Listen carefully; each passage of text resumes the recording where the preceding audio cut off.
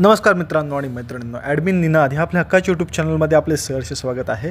महिला व बालविकास विभागाच्या मुख्यमंत्री लाडकी बहीण योजनेअंतर्गत आतापर्यंत जवळपास 1,08,00,000 पात्र महिलांना जुलै आणि ऑगस्ट महिन्याचे 3,000 रुपये देण्यात आलेले आहेत आणि ऑगस्टमध्ये अर्ज केलेल्या 50 लाख महिलांना 31 ऑगस्टपर्यंत 3,000 रुपये देण्यात येणार आहेत। सो अशा रीतीने आत्ता सप्टेंबरमध्ये ज्या अजून काही महिलांना हे फॉर्म भरायचे आहेत त्यांना अशा एकूण 2.5 कोटी सर्व महिलांना महाराष्ट्रातील 3,000 रुपये त्यांना मिळणार आहेत। त्याकरिता आधार कार्ड प्रमाणे अचूक माहिती भरण्यात यावी असं त्यांनी ह्या योजनेच्या अंतर्गत म्हटलेलं आहे। सो आधार कार्डवरची असणारी माहिती ही अत्यंत महत्त्वाची आहे आणि त्याचा स्टेटस चेक करण्याकरिता आपण गुगलला NPCI national payments corporation of इंडियाच्या वेबसाईटला सर्च करूया। पहिली वेबसाईट जी ओपन होते त्याला क्लिक केल्यावरती आपण NPCIच्या ओरिजिनल ऑफिशियल वेबसाईटला लॉग इन होत आहोत। या ठिकाणी NPCIची वेबसाईट थोडा इंटरनेट एररला असू शकतो, तर मी इथे तर डबल क्लिक करून घेतो आहे जेणेकरून जी पूर्ण वेबसाईट आहे ते डेस्कटॉप व्हर्जनला लँडस्केप मोडला इथे ओपन होईल। मनोज तिवारी यांचा फोटो त्यांचे ब्रँड ॲम्बॅसेडर आहेत। त्या पूर्ण सेक्शनमध्ये आपण बघू शकता जिथे जिथे पेमेंटचा विषय आहे, डायरेक्ट बेनिफिट ट्रान्सफर असेल, कुठली रक्कम आपल्याला येणार असेल, कुठली रक्कम आपण शासन दरबारी जमा करणार आहोत, त्याकरिता ही वेबसाईट आहे।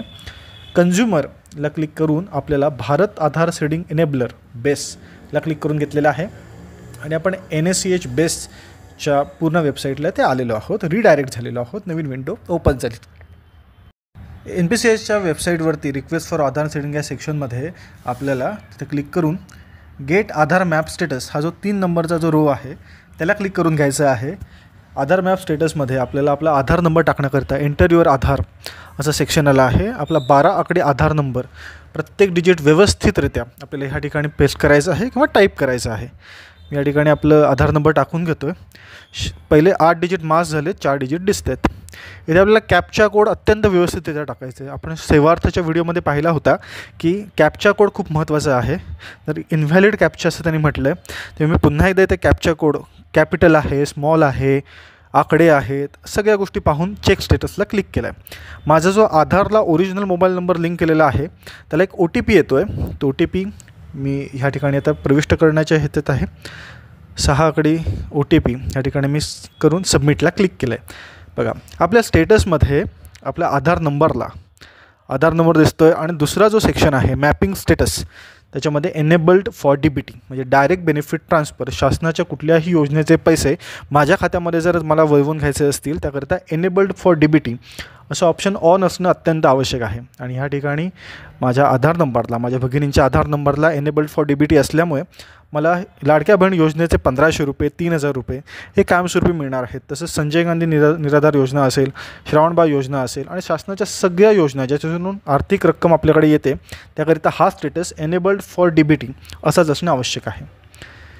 या ठिकाणी परत मी एका मेन विंडोला येतो आहे, ही विंडो क्लोज करतो आहे।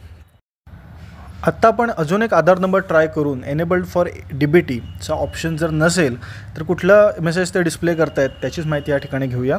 त्यासाठी दुसऱ्या एका भगिनींचा 12 आकडी आधार नंबर मी या ठिकाणी प्रविष्ट करतो आहे आणि त्याच्यानंतर जो कॅप्चा कोड आहे तो व्यवस्थितरित्या capital, small, alphanumeric captcha code व्यवस्थितरित्या इथे पेस्ट करतो आहे। चेक स्टेटसला क्लिक केल्यावरती एक OTP त्यांच्या रजिस्टर्ड मोबाईल नंबरला गेलेला आहे। मोबाईल नंबरचे देखील पहिले 6 आकडे हे मास्क केलेले आहेत, ते आपल्याला दिसत नाही आहेत, मात्र शेवटचे 4 आकडे आपल्याला दिसू शकतात। त्यामुळे तोच नंबर आपला आहे ना हे देखील आपल्याला क्रॉस व्हेरीफाय करून घ्यायचं आहे। एंटर OTP सेक्शनमध्ये मी आता तो OTP प्रविष्ट करतो आहे। खरी त्याने एक्झाम्पलमध्ये दिलं आहे कसा OTP आहे ते। सबमिट केल्यावरती बघा आपला आधार नंबर मास्क केला दिसतो आहे आणि मॅपिंग स्टेटसला नेव्हर एनेबल्ड फॉर DBT म्हणजे डायरेक्ट बेनिफिट ट्रान्सफरला आपलं बँक अकाउंट नंबर, आधार नंबर हे लिंक नाही। त्यामुळे कुठल्याही योजनेचे जसं की लाडकी बहीण योजनेचे, लाडका भाऊ योजनेचे पैसे माझ्या खात्यावरती ह्या आधार नंबरवरती जमा होऊ शकत नाहीत असं त्यांनी क्लिअरली सांगितलेलं आहे। ह्या व्हिडिओतून ही माहिती मी क्लिअर केलेली आहे।